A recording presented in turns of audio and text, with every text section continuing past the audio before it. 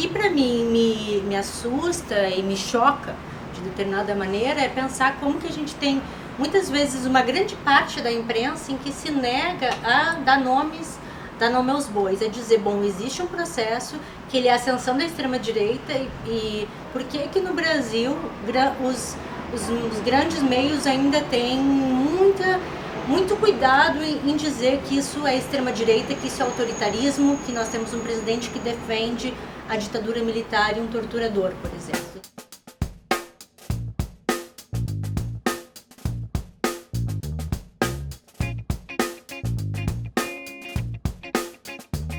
Desde 2013 a gente vê o Brasil mais politizado em grande medida, o mais dividido entre dois polos, a extrema-direita antipetismo e a esquerda, de um modo geral. É claro que existe uma certa divisão ideológica no espectro político, mas a polarização ela também significa de que são dois lados simétricos. A gente tinha um partido democraticamente eleito, né, especialmente a Dilma Rousseff, democraticamente eleita, e a gente vê uma articulação que começa nas ruas para tirar a presidenta, e uma articulação, uma armadilha parlamentar, né, que se configura num golpe parlamentar para tirar uma presidenta democraticamente eleita, né? Então isso trouxe fraturas para a democracia, e isso faz, né, com que o que a gente tenha é um avanço da extrema-direita e não simplesmente dois lados competindo. O que houve foi um golpe, uma ascensão de um lado que tem uma pulsão de morte, né? Uma volta para um discurso autoritário, totalmente antidemocrático. O Brasil sempre foi um país extremamente violento no que se refere a uma política genocida contra as minorias. Sempre teve altas taxas de feminicídio, genocídio da população negra, indígena, mas nada como agora. A gente nunca viu nada com um discurso autorizado como agora. Então o que a gente observa é um massacre. É um massacre das minorias, um massacre das populações originárias, um massacre das populações indígenas, populações vulneráveis, mais vulneráveis, periféricas. E o que para mim me assusta e me choca de determinada maneira é pensar como que a gente tem muitas vezes uma grande parte da imprensa em que se nega a dar nome aos bois, é dizer, bom, existe um processo que ele é a ascensão da extrema-direita e por que no Brasil os grandes meios ainda têm muito cuidado em dizer que isso é extrema-direita, que isso é autoritarismo, que nós temos um presidente que defende a ditadura militar e um torturador, por exemplo. E que tem diversas pessoas no governo falando AI-5. Eu tenho chamado isso de extremo isentismo. Porque é isso, né? Tanto medo, né, de nomear e de tentar passar uma certa imparcialidade que está se tomando uma parcialidade, está havendo uma tomada de lado, né? É muito clara, que é de se calar diante de atos que são atrocidades, que são violência, são atos muitas vezes que incentivam a violência e que são atos antidemocráticos, né? Então esse problema do isentismo ou também do isladismo, né? Isso fragiliza a nossa democracia quando a gente precisa justamente que as instituições se colocam em defesa da democracia, se coloquem em defesa das instituições, e isso na verdade isso prejudica demais, né, o que a gente está vendo hoje, né? E o que está de fundo disso, na minha opinião, é um antipetismo que está arraigado nas instituições, ou seja, isso não é isenção dos meios de comunicação.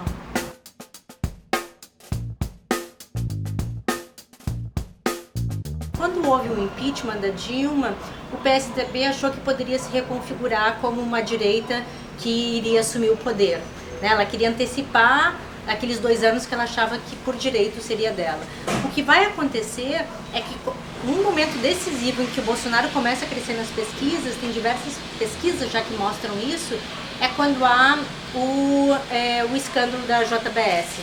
Porque ali fica as imagens, como todo o processo, né, da Lava Jato foi passado, foi transmitido, mostrou o Aécio, o Temer, a Dilma. O que a gente via em campo era uma percepção popular muito grande, bom, é todo mundo farinha do mesmo saco. Então, o que acontece naquele momento é que o bolsonarismo ele começa a crescer por seu discurso radical, entre aspas, seu discurso radicalizado à extrema-direita, se colocando como anti-establishment, como antissistema, começa a crescer porque, na percepção popular, tinham tirado a Dilma. Mas a gente vê que quem estava articulando o golpe, de alguma maneira, fazia parte, era tudo farinha do mesmo saco. Ou seja, isso foi uma grande oportunidade para alguém com um discurso radical, que já estava assim alinhavando, já estava nas bases populares, principalmente via mídias sociais, via televisão aberta, via participação na internet, na TV aberta. O bolsonarismo, ele começa a crescer como uma alternativa a tudo que está aí. E aí a alternativa do PSDB é de fazer essa aliança para se reconfigurar. Mas quem perdeu mesmo a eleição, mais do que o PT, foi a direita tradicional. O que ela teve que fazer é se recompor, porque ela se recompor e fazer alianças com o bolsonarismo para conseguir espaço de novo. Há uma certa aliança possível via ultraliberalismo, e o ultraliberalismo, em última instância, é sempre autoritário, ele sempre vai precisar de um braço forte do Estado, né, violento, para garantir as reformas que quer sempre passar, né.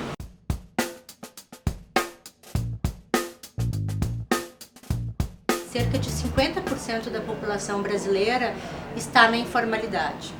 Então, muitas vezes, a gente tende a esquecer de que essas pessoas que estão em tese defendendo o desmonte do bem-estar social foram pessoas que não tiveram não foram asseguradas pelo bem-estar social, né? Que tiveram na informalidade, que estão aí trabalhando de camelô 15 horas por dia.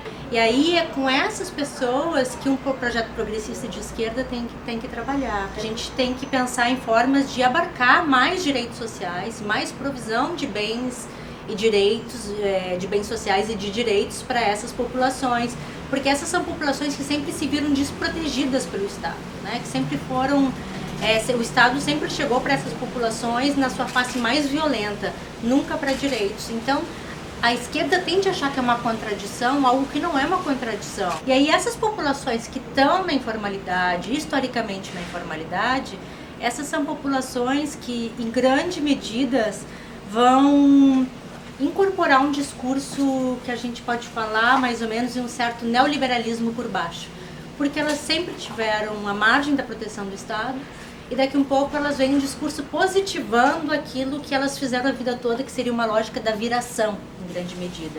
Então essas pessoas começam a incorporar um discurso hegemônico, que é o discurso de se autoempreender, do empreendedor, de que quem rala consegue, porque é um vácuo social são pessoas justamente que não têm a proteção e não têm essa dignidade que o trabalho dá, né? Porque quem é trabalhador, empregado, sabe a dignidade de ter um 13º, a dignidade de ter uma carteira de trabalho, e o quanto essas pessoas elas estão se criando a sua identidade fora disso, em cima de uma identidade de empreendedor.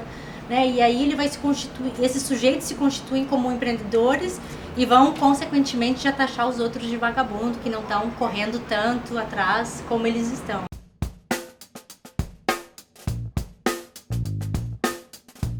Tem todo um lado da inclusão pelo consumo que é extremamente importante, de autonomia dos sujeitos, né, do direito a consumir, do direito ao prazer.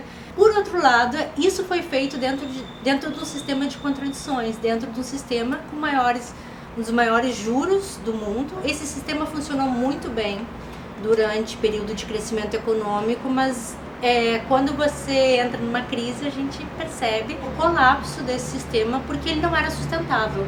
A inclusão pelo consumo foi muito importante, como eu disse, mas na primeira crise ele colapsou, porque as pessoas estavam endividadas num sistema financeiro com os juros mais altos do mundo. As pessoas consumiam, mas por outro lado via precarização dos bens públicos. Não houve um processo de que as pessoas sentissem uma grande melhoria no acesso aos bens públicos. O transporte continuava precário, o acesso à saúde, à educação, as escolas totalmente precarizadas. Faltou, mas é que é um período muito curto de tempo para a gente pensar numa grande reforma na educação, ainda que, por exemplo, teve programas extremamente importantes da era Lula, como Brasil Sorridente, que eu tenho insistido na questão, né, da questão dentária, que é uma das maiores dores que a população brasileira sente.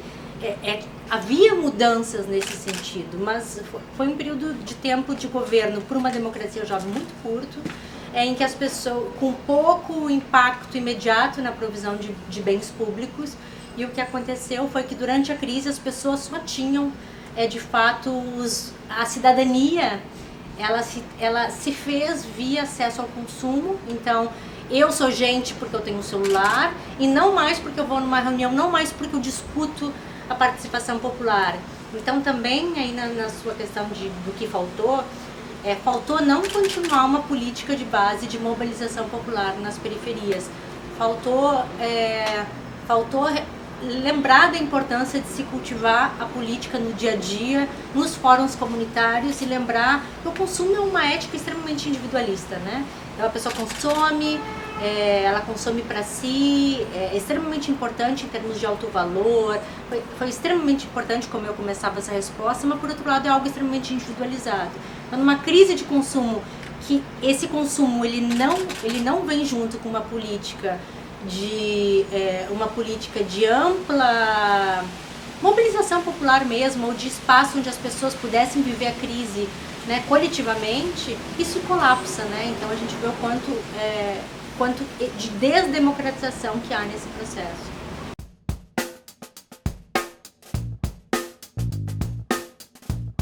O antipetismo ele sempre esteve presente. Eu vou dar um exemplo sobre isso. Quando eu fui atacada as primeiras vezes que eu fui atacada foi no final de 2013, por blogueiros da Veja. O que eu percebia já naquela época, o tamanho do ataque foi tão grande, isso foi antes de começar os protestos do impeachment. Era tão grande aqueles ataques, quando a gente olhava os comentários, era milhares de comentários, já com uma horda pronta, raivosa, fascista e pronta para atacar. Já estava lá pronto, aquilo já estava fomentado. E a gente tem uma história de uma extrema-direita que vai se consolidando no Brasil, em grande medida por figuras blogueiras que estavam lá na Veja, por institutos think tanks, a direita e a extrema-direita se organizando num campo e mobilizando já escrevendo, e a gente achando que estava tudo bem, né?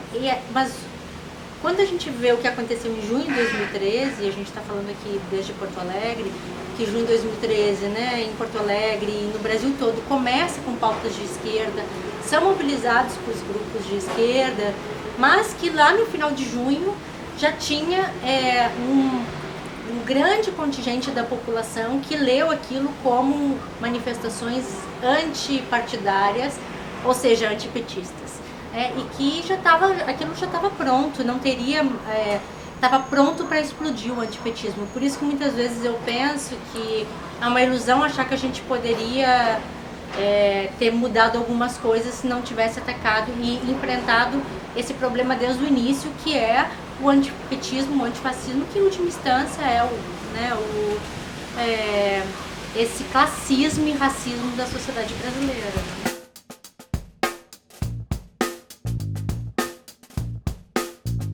Para começo de conversa, a gente tem que pensar mais ou menos entre aqueles que é o bolsonarista raiz, aquele que segue com Bolsonaro até aceita tudo e quer mais radicalização, e aquele bolsonarista que votou no Bolsonaro porque nem é bolsonarista, que seria aquela pessoa que votou no Bolsonaro porque estava desiludido, porque achava que a política era todo mundo farinha do mesmo saco, porque não importa se ele é radical, tem que ter uma mudança, que é esse leitor de periferia que queria alguma mudança a qualquer preço, não só de periferia, mas também uma classe C, uma classe trabalhadora empobrecida, populações que queriam uma mudança a curto prazo. Esse primeiro grupo é o primeiro que caiu fora. Esse é o primeiro grupo, é o que depositou grande esperança, que foi num desejo de grande transformação. Esse primeiro grupo é aquele que continua dirigindo o Uber 15 horas por dia, que continua sendo assaltado, que não viu melhoria e que começou a ver as notícias do Bolsonaro. Naquela época, eu me lembro, isso eu acompanhei bem com meus interlocutores, quando houve a questão do Golden Shower, do Bolsonaro publicar aquele tweet absurdo, e as pessoas assim, eu tô aqui ferrado e esse homem tá falando essas porcarias, né? Então, assim, já caiu numa bala de são todos ruins. Mas o que preocupa a gente é esse bolsonarista raiz. E que não era muito o eleitor que eu e a Lúcia a gente pesquisava. A gente pesquisava um eleitor que foi muito numa onda mesmo, numa onda de contágio do final da eleição, que foi tomado muito por fake news. Esse eleitor raiz, eu e a Lúcia, às vezes a gente até procurava não entrevistar, porque a gente até tinha medo, às vezes. Porque era um pouco assim, aquele sujeito que falava assim, você é PT?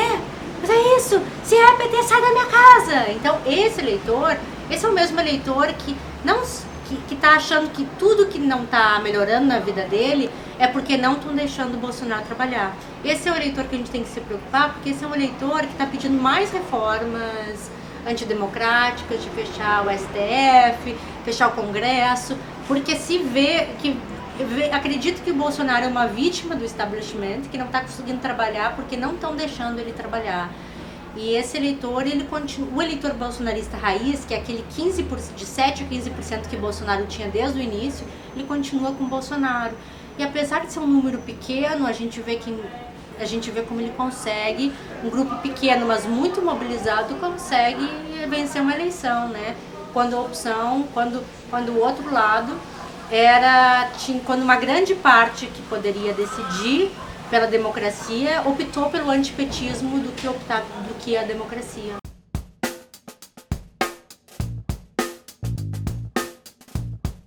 A questão das igrejas é fundamental para entender a ascensão e a aliança com o bolsonarismo. Essa aliança ela foi feita, ela ficou cada vez mais clara no último ano da eleição. Eu falo que na nossa pesquisa não aparecia muito porque era muito silenciosa, mas em diversas periferias do Brasil, e não só periferias, foi decisiva. A nossa tinha uma especificidade, que é uma especificidade de Porto Alegre muito interessante, que é a grande presença de terreiros no Partenon e no Morro da Cruz. Então as pessoas, elas frequentavam diversas igrejas, frequentavam o terreiro, iam numa igreja que abria, e a gente via aquilo muito tímido. Todo mundo teve que fazer alianças com as igrejas evangélicas, e o PT não foi diferente para ganhar as eleições, mas há de fato nos últimos tempos uma espécie de formação, quase como seria uma formação de exército mesmo, de que essa massa ela passa a atuar de forma mais como um movimento e pronta para derrotar e aniquilar o inimigo, né? Então essa evangelização que cresce no Brasil todo é uma evangelização política. Teve o marco do apoio do Edir Macedo, logo depois do Ele Não, e que a gente vê que isso vai muito além das igrejas, porque as igrejas sempre tiveram presentes no Brasil, mas o que a gente vê hoje é uma aliança com escola sem partido. A gente vê essa capilarização da política no cotidiano, da professora na escola que vai lá e a pessoa diz, eu não quero que meu filho seja aluno de estude educação sexual, coisas desse tipo, né? Então é uma capilarização que cruza na política, mas não só a bancada evangélica que sempre existiu, mas que atinge a política da escola, atinge a micropolítica da periferia, né? Isso eu acho que é algo inédito, né? E que as pessoas estão prontas para agirem como defensores dessa lógica.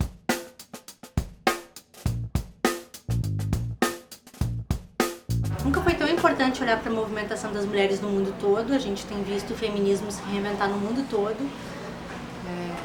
Na África, em coletivos, a gente vê pequenos coletivos de mulheres em Moçambique, na China, na Coreia, na Argentina, com o movimento pelo aborto legal, no Chile, as estudantes secundaristas no Chile, no Brasil, o Ele Não. O Ele Não foi fundamental, foi um movimento de extrema importância no Brasil, foi o maior movimento de mulheres na história do Brasil. E que trouxe uma outra forma de fazer política nas ruas, porque o que a gente está vendo hoje no Brasil e no mundo em grande medida é um autoritarismo junto com uma lógica misógina, um retorno, nem dá para dizer retorno porque o patriarcado nunca foi embora, mas uma defesa do patriarcado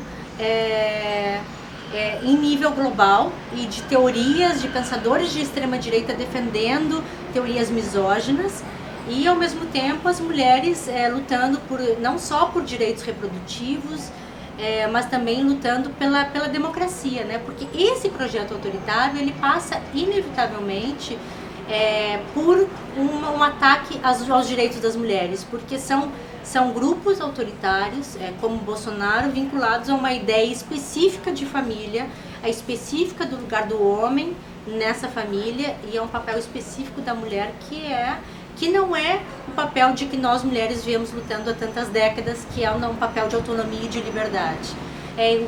O que há no mundo hoje, na extrema-direita, é uma luta para que essa curva da história ascendente dos direitos das mulheres, que ela retroceda. Só que a gente não vai deixar que isso aconteça, né? E eu tenho uma passagem do Kimmel que eu gosto muito do autor, o Michael Kimmel, que ele escreve: se tem uma justiça histórica, se tem uma justiça histórica em todo esse aspecto, em toda essa movimentação,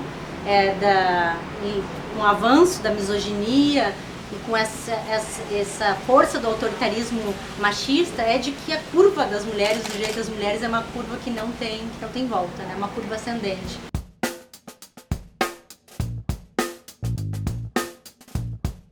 Por muito tempo, a gente viveu no Brasil uma democracia precária, né? Eu tenho sempre posições sempre penso que essa é uma questão extremamente complexa. Por um lado, a gente viu números de genocídio da população negra no Brasil, a gente vê Belo Monte, a gente vê nos números de feminicídio, e que a gente pensa, né, de que essa democracia, principalmente quando a gente fala da população preta e periférica, quando a gente vai lá ali no Morro da Cruz, por exemplo, que a gente vê quando é que o Estado chega lá, o que é democracia, que a gente teve uma democracia que ela funcionava para poucos, né? Então, sempre uma democracia precária. Por outro lado, essa democracia precária que a gente tinha era muito importante. E era graças à possibilidade dos movimentos negros, dos movimentos das mulheres, pedirem mais democracia, se apropriarem dos movimentos sociais e lutarem via movimentos sociais por reformas, por cotas, né? Porque todas essas conquistas democráticas que nós alcançamos nos últimos anos são conquistas dos movimentos sociais. Isso tudo é o processo democrático.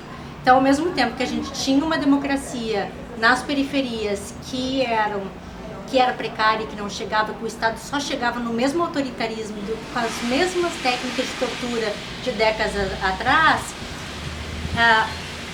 o fato da gente ter formalmente uma democracia, uma crença na democracia, permitia que os grupos quilombolas, indígenas, pressionassem o governo e não fossem perseguidos e assassinados por isso. Que pudessem ir os grupos indígenas para Brasília reivindicar. E isso é essa democracia que a gente está perdendo hoje. A democracia brasileira sempre foi precária, mas eu defendo, e ali eu diversos ativistas, intelectuais que pensam que a gente tem que lutar hoje por mais democracia. É por essa possibilidade que os movimentos sociais possam pedir, cravar o seu espaço e pedir por mais democracia.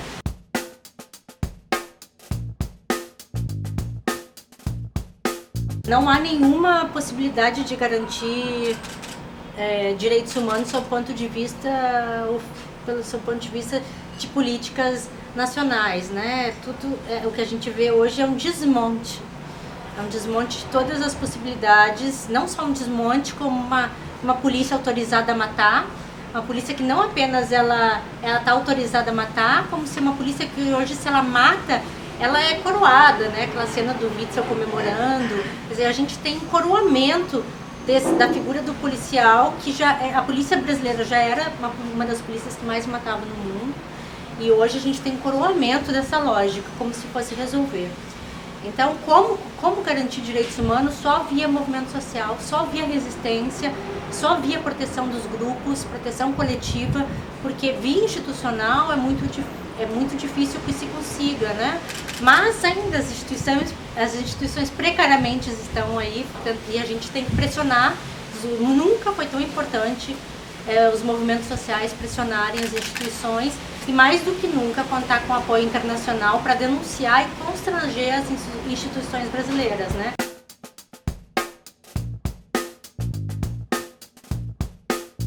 não é um cenário de otimismo,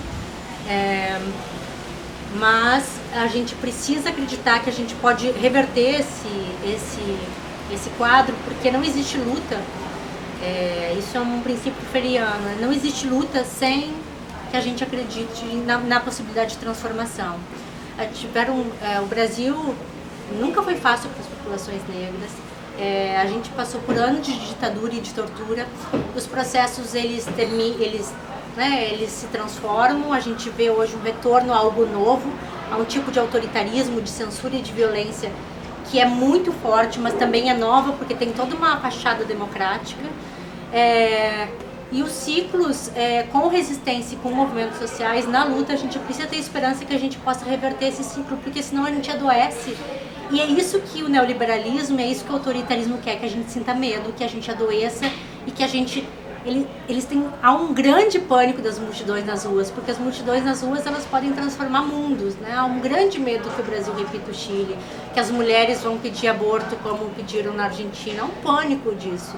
Só que o amanhã vai ser maior, remete a junho de 2013, esse ciclo de insurgências que cresceu no Brasil desde junho de 2013, que versa sobre uma ascensão da extrema-direita, mas também sobre um Brasil politizado, sobre um Brasil que vai às ruas, e sobre a ascensão do feminismo, sobre a proliferação de coletivos de movimento negro, LGBT, feministas, e que essa resistência que precisa fazer um cordão e que tem feito um cordão de contenção democrática, pressionando as instituições, denunciando o genocídio, denunciando a violência autoritária, e amanhã vai ser maior e melhor, se refere a esse processo, a essa necessidade da gente estar na luta e na luta acreditar que é possível transformar, de que essa é uma parte do processo, uma parte terrível do processo. O cenário ele é muito ruim, ele tende a ficar ruim, né, nos próximos anos, mas que só a luta e a resistência é capaz de reverter esse